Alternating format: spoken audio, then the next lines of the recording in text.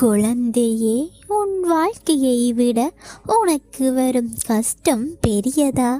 முதலில் அதை யோசித்துப் பார். நீ நினைக்கின்ற வகையில் தான் உன் கஷ்டம் உன் கண்களுக்கு புலப்படும்.